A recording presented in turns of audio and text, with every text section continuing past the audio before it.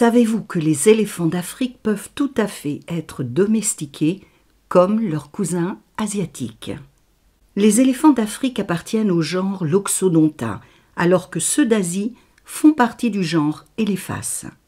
Ce sont deux espèces différentes qui ne peuvent pas se reproduire entre elles. L'éléphant d'Asie est en plus grand danger que son cousin africain. Il est considéré comme une espèce en voie d'extinction et fait partie de celles qui sont le plus en danger actuellement. Je vous ai préparé un petit document qui vous donnera un aperçu rapide des qualités de l'éléphant en tant qu'animal de pouvoir. Vous pourrez l'obtenir en cliquant sur le lien sous la vidéo. Vous y trouverez également celui de mon canal Telegram auquel vous pouvez vous abonner si vous avez envie de recevoir des petits posts quotidiens sur la symbolique. Dans les 13 pays d'Asie où on peut les rencontrer, on ne dénombre qu'environ 50 000 individus. La situation de l'éléphant d'Asie est particulièrement dramatique, car même s'ils sont considérés comme sacrés, ils ne sont que très peu respectés dans leurs pays respectifs. Les éléphants d'Afrique, groupe dans lequel les femelles possèdent également des défenses, sont au nombre de 415 000. Ils sont menacés d'extinction et leur commerce est interdit, ce qui n'empêche pas les braconniers de sévir. Il faut savoir que le braconnage est une organisation criminelle mondiale très organisée et notre bonne volonté de citoyens engagés ne suffit pas. La nature s'avère heureusement être plus intelligente que l'homme et les éléphants ont commencé à s'adapter. De plus en plus d'entre eux naissent sans défense dans certaines réserves d'Afrique du Sud. 98% des femelles se trouvent sans défense alors qu'il n'y en avait que 1 à 2% avant.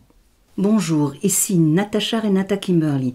Aujourd'hui, je vais vous parler de la famille des éléphantidés, dont l'espérance de vie est d'une 60aine d'années et qui est constituée de 3 espèces et de 2 genres qui se répartissent sur la savane africaine, les forêts denses d'Afrique centrale et d'Afrique de l'Ouest et les forêts d'Asie. Les différences entre les éléphants d'Afrique et les éléphants d'Asie, qui sont des animaux herbivores, se situent principalement au niveau des oreilles, de la trompe, de la taille, de leur pilosité et de la forme de leur dos. L'éléphant d'Afrique vivant dans la savane et dont les mâles peuvent atteindre un poids impressionnant de 7 tonnes et une taille de 4 mètres au garrot, donc bien plus si on compte la tête, est naturellement protégé contre les coups de soleil contrairement à son cousin d'Asie. Il possède de très grandes oreilles qui peuvent mesurer jusqu'à 1,50 m. Il a un front plat, un dos concave et une trompe en forme d'amande qui possède 2 protubérances. Ses défenses peuvent atteindre 3 mètres de long. L'éléphant d'Afrique qui demeure dans les forêts est très difficile à observer et on en sait encore trop peu sur lui pour arriver à tirer des conclusions. L'éléphant d'Asie, quant à lui, possède 2 bosses sur le front, un dos convexe et une trompe en forme de poire ayant une seule protubérance. Il a également un crâne et une épine dorsale bien plus poilue que l'éléphant africain. L'éléphant, qu'il soit d'Afrique ou d'Asie, est par excellence l'animal de la communication. Il peut parler par la bouche et par le bout de la trompe, et les grondements qu'il émet servent à différents types de communication.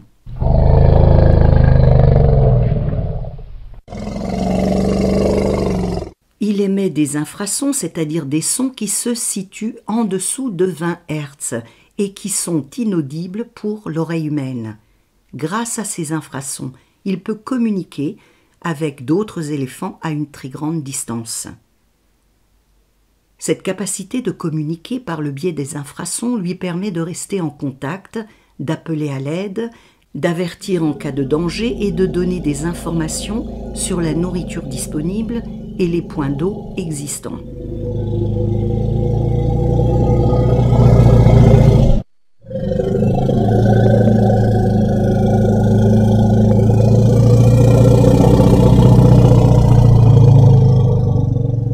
Les femelles, quant à elles, se servent des infrasons lorsqu'elles sont fertiles pour trouver un étalon qui leur convient. Les appels par infrasons, généralement émis par les femelles, se diffusent également par le sol et permettent d'atteindre des hardes à de très longues distances qui peuvent aller jusqu'à 50 km environ.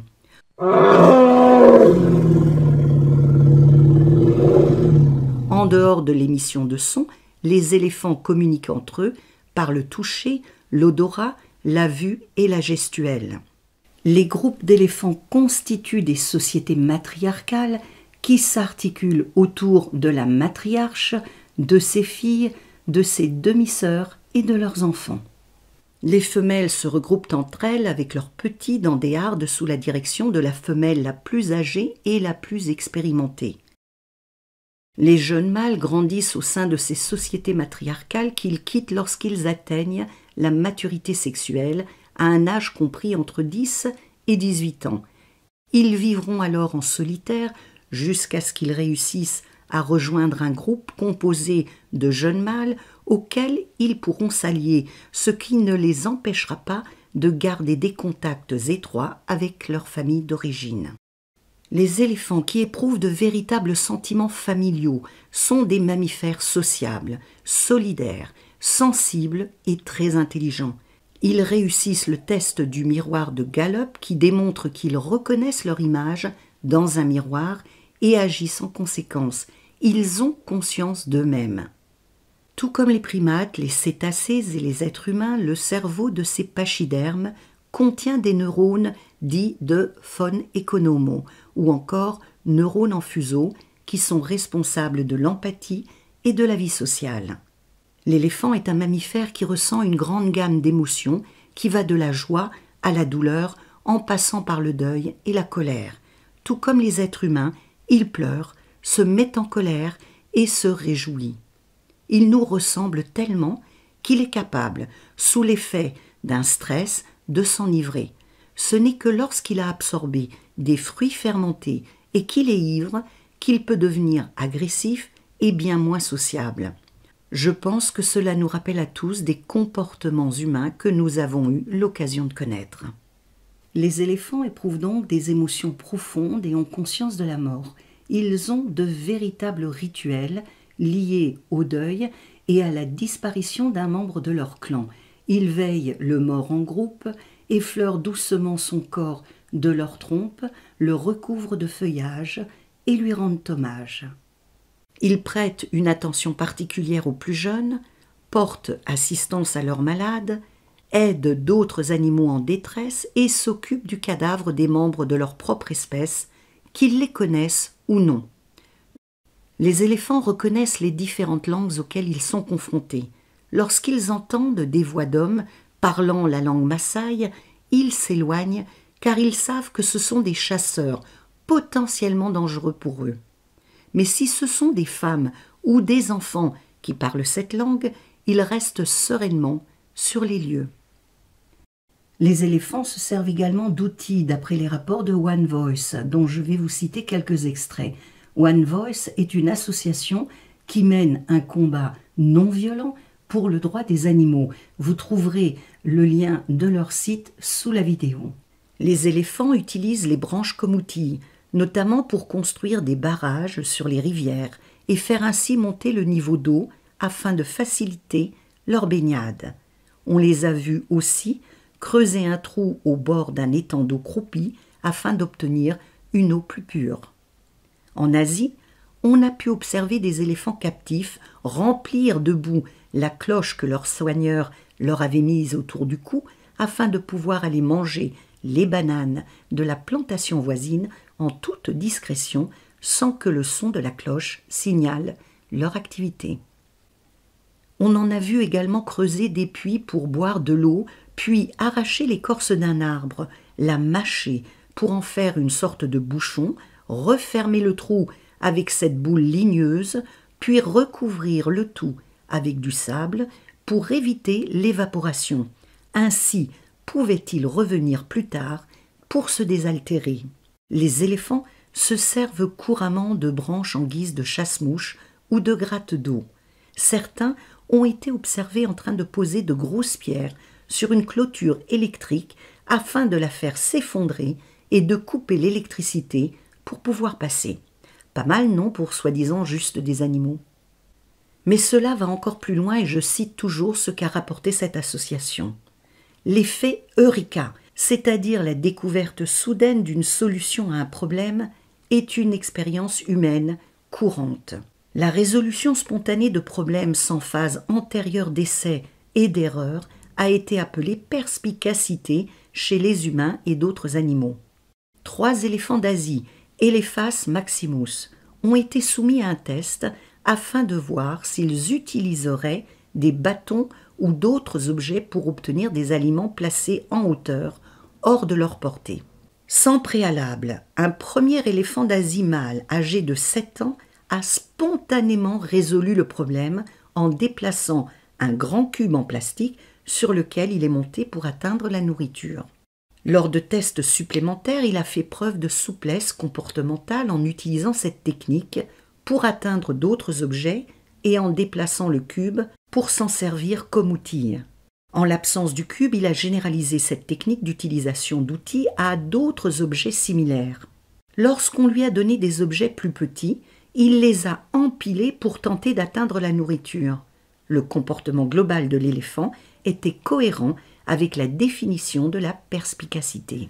Je crois qu'en ce qui nous concerne, nous avons vraiment besoin d'intégrer une notion qui s'appelle l'humilité. L'éléphant, en termes de symbolique, est en lien avec la force, la puissance, la noblesse, le pouvoir, le calme et la ténacité. Il est associé à la mémoire, à la sagesse, à la longévité, à la prospérité, à la bienveillance et à la royauté. L'éléphant est un être exceptionnel pour qui les relations avec ses congénères sont d'une importance primordiale. Il représente la loyauté, l'altruisme, le respect, la solidarité, le soutien, la volonté, l'esprit d'équipe, le bien-être de la collectivité et le communautarisme. Son pouvoir est essentiellement lié au féminin. Il symbolise donc l'énergie du féminin dans toute sa puissance. L'éléphant invite l'individu à mettre en pratique ses qualités féminines. Dans de nombreuses mythologies, il est représenté comme un être cosmophore, c'est-à-dire un personnage qui porte le monde sur son dos. Et cela semble remonter à très loin. Selon Myriam Philibert, archéologue et docteur en préhistoire, l'éléphant représentait déjà l'image de pilier du monde pour l'homme du Paléolithique, qui a côtoyé diverses espèces d'éléphants. Elephas meridionalis, Elephas antiquus, Mammuthus trogonteri et Mammuthus primigenius. L'éléphant est sacré dans la plupart des pays asiatiques, ce qui n'empêche malheureusement pas son exploitation. Il symbolise, dans ces pays, la force, la longévité, la fertilité et la royauté. Le plus vénéré d'entre eux est celui qui est de couleur blanche. En Inde, l'éléphant est en lien avec Ganesha, le dieu à tête d'éléphant, fils de Shiva et de Parvati. Ganesh est associé à la sagesse et à l'intelligence, mais il est avant tout celui qui permet de pourfendre les obstacles. Ganesh est présent en tant que figurine dans tous les foyers de l'Inde et représente l'abondance, la prospérité, la chance, l'éducation et le succès.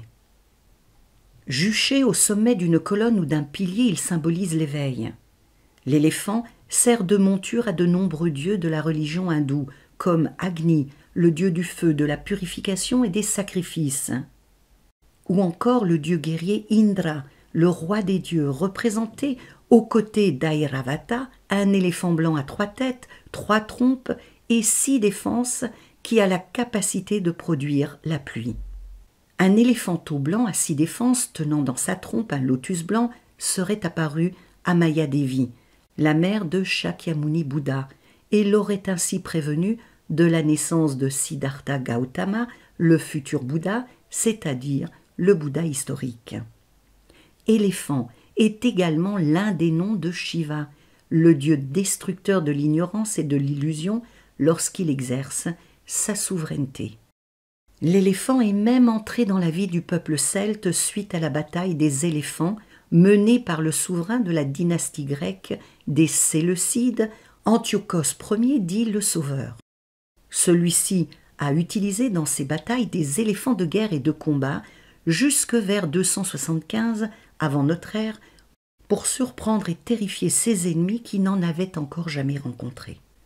Le souvenir de ces batailles a amené les Celtes à considérer l'éléphant comme le symbole même de la stratégie militaire et de la surprise.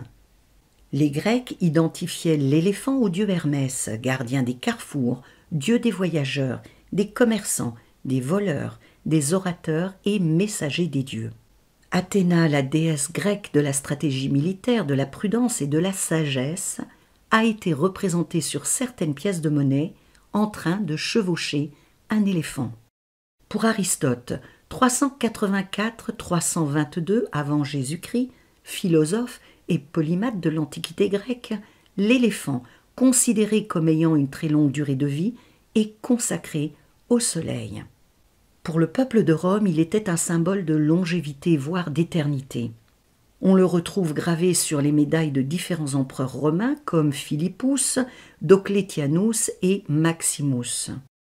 Pline l'Ancien, 23 à 79 de notre ère, écrivain et naturaliste romain, estimait que l'éléphant est l'animal qui reflète le plus fidèlement la sensibilité humaine. En Sicile, l'éléphant est vu comme ayant des liens avec la sorcellerie et la magie noire. Il existe une légende qui mentionne que le magicien Héliodore de Catane avait provoqué Léon le thaumaturge, évêque de Catane, et se serait ensuite transformé en éléphant. Chez les chrétiens, l'éléphant représente la patience, la force et la chasteté. Il symbolise le baptême. En Afrique, l'éléphant est le patriarche de la savane. Il est, à l'égal du lion, le roi des animaux. Il est considéré par les différents peuples qui le côtoient comme un symbole de pouvoir, de force, de royauté, de coopération, d'endurance, de longévité, d'acuité mentale, de leadership et de dévotion. Certaines légendes africaines mentionnent que les éléphants sont les chefs de la forêt, qui ont pour rôle de régler les différends qui pourraient survenir entre les diverses communautés. Ces chefs de la forêt auraient été, dans leurs anciennes incarnations, des chefs de tribus. Appeler l'éléphant dans votre vie et voyager avec lui vous permettra de communiquer véritablement, de vous connecter à vos sentiments et à vos émotions, de développer votre sociabilité et votre sens de la solidarité, de prendre conscience de qui vous êtes réellement, d'exprimer votre empathie, d'éprouver un vrai respect pour votre environnement et de vous relier à votre humanité. Si vous souhaitez vous connecter aux fréquences qui régissent la sagesse, la bienveillance, la prospérité et la noblesse de l'âme, l'éléphant est l'animal qu'il vous faut et que vous pouvez solliciter, car il vous permettra de développer en vous l'altruisme, la loyauté, le respect de l'autre, la solidarité, l'esprit d'équipe et la notion du bien-être de la collectivité. Il vous aidera à incarner la puissance des qualités féminines afin de pourfendre les obstacles qui se trouvent sur votre chemin et vous mettre sur celui de l'éveil. Par le lien qui s'affiche maintenant, je vous propose de visionner une vidéo qui porte sur le lion, l'autre animal avec qui l'éléphant partage le titre de roi des animaux. Rêvons et voyageons ensemble.